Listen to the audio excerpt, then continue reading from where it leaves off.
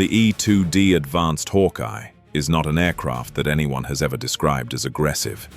It is a turboprop early warning and control aircraft that cruises at approximately 300 knots, roughly the speed of a commercial regional airliner from the 1980s, at altitudes between 20,000 and 25,000 feet, trailing a 24-foot rotating radar dome on its back that makes it look like someone bolted a flying saucer to the top of a white commuter plane. It is not sleek. It is not fast. It is not armed.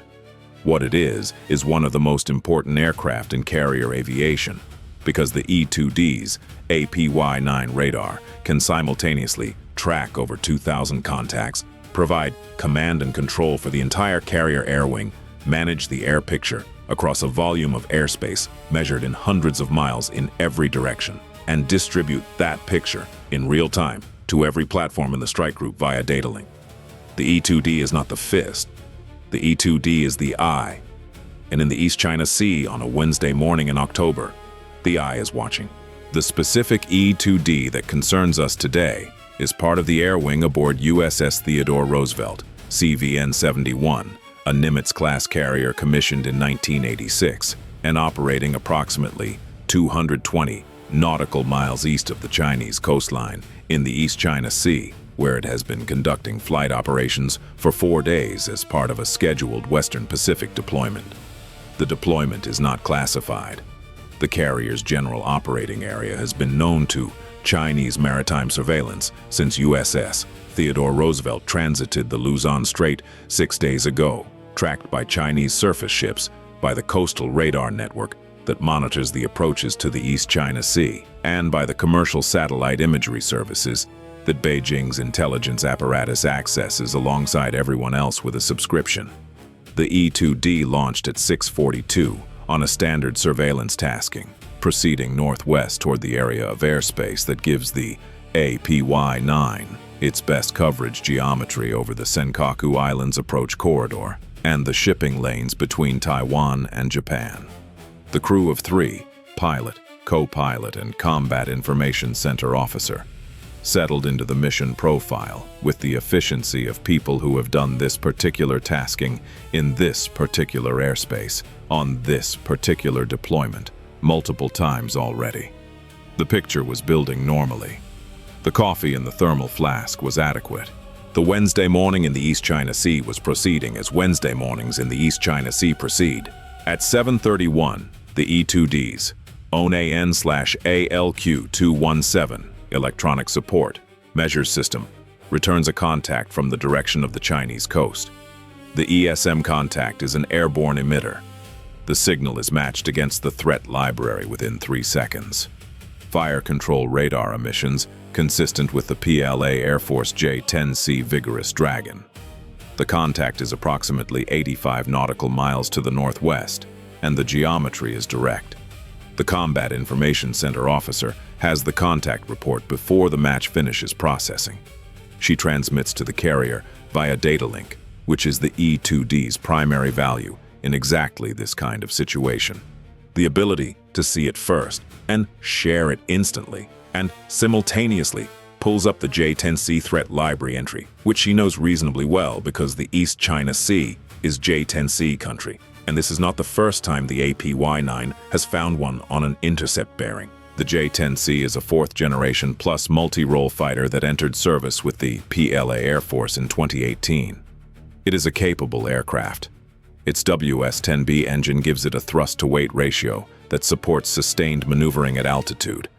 Its AESA radar, the Type 1475, is a genuine modern fire control system with beyond visual range engagement capability. Its PL-15 air-to-air missile has a range that the open-source community estimates in the 150 to 200 kilometer bracket, which is long enough that the geometry of an intercept against an E-2D is not primarily a maneuvering problem for the J-10C. It is a political and procedural problem. The J-10C is, by the standards of what flies in this part of the world, a real aircraft doing real things. The humor in what it is about to do does not come from any deficiency in the machine. The humor comes from what the machine has been sent to do. Intimidate, a turboprop early warning aircraft that is, by every kinetic measure, the least threatening object in the East China Sea air picture. The Combat Information Center officer is aware of the irony. She notes the contact in her log with the clinical precision that official logs require, and she thinks about the irony in the small space between the logging and the next task. And then she returns to managing the air picture because the air picture does not manage itself, and there are currently 47 contacts on the APY-9's tactical display, in addition to the J-10C. Here is why the next 9 minutes are the most operationally significant 9 minutes of this particular Wednesday. The FA-18F Super Hornet escort that is supposed to be flying with the E-2D is currently not flying with the E-2D. It departed the E-2D's position at 7:14 to investigate a surface contact of interest that the APY-9 identified approximately 40 nautical miles to the south, a contact that turned out to be a Chinese intelligence collection vessel that the strike group had been tracking for 2 days, and that the tactical action officer wanted a close visual on. The F/A-18F is 40 nautical miles south of the E-2D. At its current speed and fuel state, it is approximately 11 minutes from being back in a useful escort position. 11 minutes from 7:31 is 7:42. The J-10C's current closure rate will put it inside of BVR engagement range at approximately 0739. The window between when the J-10C has a viable engagement geometry and when the F/A-18F is back in position is, by the math, approximately 3 minutes. 3 minutes is not a long time. It is also not 0 minutes. This is the vulnerability window. The E-2D is a turboprop flying at 300 knots without weapons. The J-10C closing at 550 knots is carrying PL-15 missiles, with the range to be a serious consideration, regardless of where the F/A-18F is. The rules of engagement for this deployment, reviewed, updated, and reviewed again at every level, do not authorize the E-2D crew to do anything kinetic, because the E-2D crew has nothing kinetic to do. What they authorize is maneuvering, electronic countermeasures, and communication. The E-2D crew executes all three. The Combat Information Center officer transmits the updated contact geometry to the strike group and to the F/A-18F simultaneously. The pilot initiates a course change that puts the J-10C geometry on the E-2D's rear quarter, rather than the approach bearing extending the range rate and buying time. The change is approximately 12 degrees. It is not evasion. It is geometry management. The APY-9 does not stop working because the aircraft turned 12 degrees. Aboard USS Theodore Roosevelt, the alert cycle responds to the contact report with the efficiency of a carrier that has been running flight operations in the Western Pacific for years and whose watch teams have been briefed on exactly this scenario. The second F/A-18F section, 2 aircraft, not 1, is directed to launch expedited from the carrier's current flight deck cycle, which requires clearing a spot in the recovery sequence that is already running, which the airboss manages with the specific calm authority that running the airboss station requires. The launch will happen. It will take 14 minutes. The J-10C is 9 minutes from the geometry that matters. The math still has a window. The math also has the first F/A-18F, which the tactical action officer has already vectored toward the E-2D at military power. Now let us talk about the E-2D's specific capabilities in this situation, because the aircraft that appears to be the most vulnerable object in this morning's air picture is simultaneously the most important object in it. And the gap between those two descriptions is the entire operational point of having an E-2D airborne. The APY-9 radar is tracking the J-10C from the moment the ESM system identified its fire control emissions at 7:31. The tracking is continuous, precise, and entirely unaffected by the J-10C's low observable features, because the J-10C is not a low observable aircraft. It has a conventional metal airframe with a conventional radar cross-section that the APY-9 handles the way a searchlight handles a mirror. The J-10C's position, velocity, altitude, and engagement geometry are being updated 24 times per second and distributed via data link to the carrier, to the FA-18F sections, to USS Chancellorsville and USS Wayne E. Meyer in the strike group's screen, and to every other platform with a Link 16 receiver in the operational area. The J-10C crew knows where the E-2D is. The E-2D crew knows exactly where the J-10C is, where it is going, what its closure rate is, and when it will reach each successive range threshold. They have known this since 731. The J-10C crew has been in the E-2D's data link picture since before they took off, because the APY-9 detected their aircraft preparing to depart from the airbase at Longtian at 7:18. The AN/ALQ-217 ESM system that made the initial detection is now collecting the J-10C's fire control radar emissions with the sustained attention of a system that was built for exactly this kind of close-range operational collection. The Type 1475 AESA radar's emission profile is in the threat library. What is less characterized in the existing entry is the Type 1475's behavior in its active tracking mode during a BVR intercept profile against a low-speed, large RCS target. The specific mode the radar has been running since approximately 7:33, when the J-10C's pilot switched from search to track. The switch was logged by the ALQ-217 with a timestamp. The track mode's pulse parameters, repetition frequency, waveform timing, beam dwell characteristics are being measured at a range and under operational conditions that the existing threat library entry has not had available before. The Combat Information Center officer is noting them. They are going into the collection record. The 1475 switched to track mode at 7:33, she says, checking the timestamp. The waveform is running a compressed pulse on the high PRF setting. That is different from the exercise intercept data we have from the Taiwan Strait in June. She marks the variance. The PRF is about 8% higher than the library entry baseline. She adds the measurement to the log. The 8% variance matters to the people who maintain the Type 1475 threat library entry, because PRF in track mode affects the range resolution of the radar's targeting solution, which affects the engagement envelope parameters, which affects the countermeasures planning for every platform that might someday need to defeat a PL-15 guided by a Type 1475 in this specific mode. The measurement is being taken by a Combat Information Center officer who is simultaneously managing 47 other contacts and a course change and the communication with the carrier. She's very good at her job. The E-2D's ALQ-217 is also collecting the J-10C's communications. The pilot is communicating with a ground control intercept station that the bearing measurement suggests is at Longtian Air Base.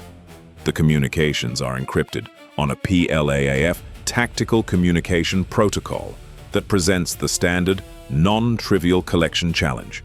Content is not readable in real time. The frequency, signal architecture, burst timing, and network parameters are logged. The burst timing is particularly interesting because the intervals between transmissions are irregularly spaced in a pattern that is consistent with a specific command and control protocol that analysts have been trying to characterize for 18 months from standoff collection at insufficient resolution.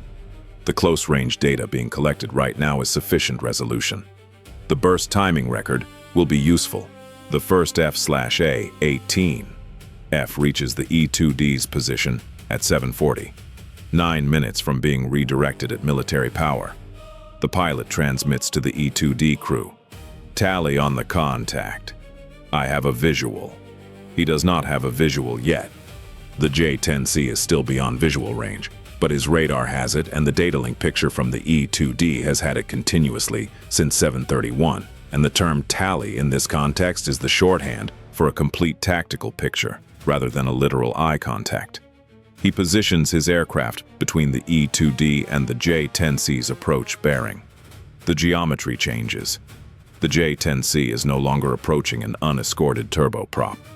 It is approaching a turboprop with a F/A-18F between them and an actively updated data link picture from the most capable airborne radar in the strike group's air wing. The J-10C's behavior changes at 7:41.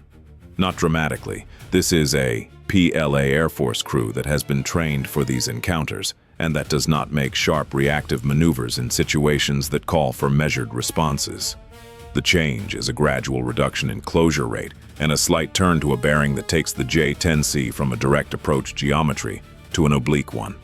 The Combat Information Center officer logs the behavior change at 7:41 with a timestamp and the notation "Contact Altered Geometry upon F/A 18F intercept, consistent with PLAAF intercept doctrine phase, transition from approach to escort." The notation will appear in the collection report. It will be cross-referenced against the behavioral database on PLAAF intercept protocols, which the operational intelligence community maintains and which has been updated by every one of these encounters. The phase transition timing, how quickly the J-10C shifts from approach to escort behavior after the F/A 18F arrives, is itself a datum. The datum is 4 minutes from the F/A 18F's first transmission. It goes in the report. The J-10C takes up an escort position approximately 1 nautical mile off the E-2D's port beam at 7:43. 1 nautical mile is close. The J-10C pilot can see the E-2D's radar dome rotating. The E-2D crew can see the J-10C's wing markings on the APY-9's enhanced optical track. The situation is now the standard East China Sea escort dynamic. Chinese aircraft flying alongside an American surveillance aircraft in international airspace, communicating by presence that Beijing considers this airspace subject to its preference, and the American aircraft continuing its mission because international airspace is international airspace and surveillance missions do not stop because an escort shows up. The APY-9 does not stop working because the J-10C is at 1 nautical mile. The APY-9 is, if anything, collecting better with the J-10C at 1 nautical mile than at 85, because closer is clearer, and the Type 1475 emission data that the ALQ-217 is building has been getting better with every mile of closure since 0731.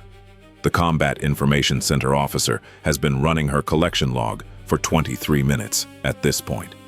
The Type 1475 track mode waveform is characterized. The PRF variance is logged. The burst timing record for the ground control link is building toward a statistically usable pattern. The J-10C's approach and phase transition behavior is documented. The pilot of the J-10C is 1 nautical mile away from the most capable airborne collection platform in the strike group's air wing, and the collection has been running since before he left the runway at Longtian. The escort continues for 31 minutes. 31 minutes at 1 nautical mile is an extended collection window that the Combat Information Center officer describes in her notes to herself during the escort as generous. The J-10C's Type 1475 is running in various modes during the escort: scan, track, and what the ALQ-217 classifies as a new mode at 0804 that has characteristics consistent with an electronic mapping function, possibly used for navigational reference in the featureless ocean environment. The new mode is logged. The library entry for the Type 1475 does not have this mode characterized. It has it now. At 8:14, the J-10C breaks off. The pilot turns northwest, increases speed, and returns to the direction of Longtian. The Combat Information Center officer logs the departure time, the departure bearing, and the contact's behavior during the breakoff, which is a clean, professional turn with no provocative elements, consistent with the standard PLAAF escort termination procedure. She adds the termination behavior to the collection record. The termination procedure joins the phase transition timing as a behavioral data point. Both go in the report. The full collection report runs to 33 pages. The executive summary highlights 3 items: the Type 1475 PRF variance in track mode, the new electronic mapping mode observed at 0804, and the ground control link burst timing pattern that will update the analytical picture on PLAAF intercept command and control architecture. The report is transmitted at 9:11, while the E-2D is still on station completing its surveillance tasking. It goes to Indopacom, to the Naval Air Warfare Center's electronic warfare programs, to the Defense Intelligence Agency's Air Systems Division, and via established channels to the Japan Air Self-Defense Force and the Republic of China Air Force, both of which operate in East China Sea airspace against the same PLAAF intercept assets, and both of which have specific operational interest in the Type 1475 PRF measurement and the new mode characterization. The Japan Air Self-Defense Force liaison officer who receives the report reads the Type 1475 section first. His service has been flying intercepts against J-10Cs in the East China Sea for 6 years. The Type 1475 track mode, PRF measurement, is something his service has been trying to obtain at usable resolution for the past 2 of those years. He flags the report for priority review and sends a brief acknowledgement to the U.S. exchange officer contact who passed it to him. The acknowledgement contains 4 words. This is the one. He means the measurement. He means that the collection gap that has been in the threat library entry for 2 years has just been filled by a turboprop early warning aircraft that was escorted by the aircraft whose radar they needed to measure for 31 minutes. The E-2D lands aboard USS Theodore Roosevelt at 10:23. The crew debrief takes 40 minutes and covers the intercept geometry, the F/A-18F vectoring, the escort behavior, and the collection results. The debrief produces 20 pages of notes, most of which are technical. The Combat Information Center officer is asked about the new mode at 8:04. She pulls up the recording and walks through it with the Air Wing Intelligence officer. They agree on the classification: probable electronic mapping function, new variant. They agree on the confidence level, medium-high. They agree that it needs to go to the Type 1475 program analysts as a priority item. It goes. The Air Wing Intelligence officer sends a note to the carrier's intelligence shop after the debrief. The note says that this morning's E-2D tasking produced the best single-platform Type 1475 collection event in the Pacific Fleet's operational history. He is not given to overstatement. The note is accurate. On the flight deck of USS Theodore Roosevelt, the recovery cycle has been running through the morning. Aircraft come back, are respotted, are rearmed and refueled, and go back out.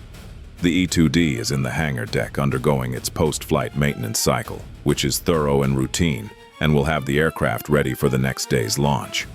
The radar dome is being inspected. The radar dome is fine. The radar dome was fine the entire time.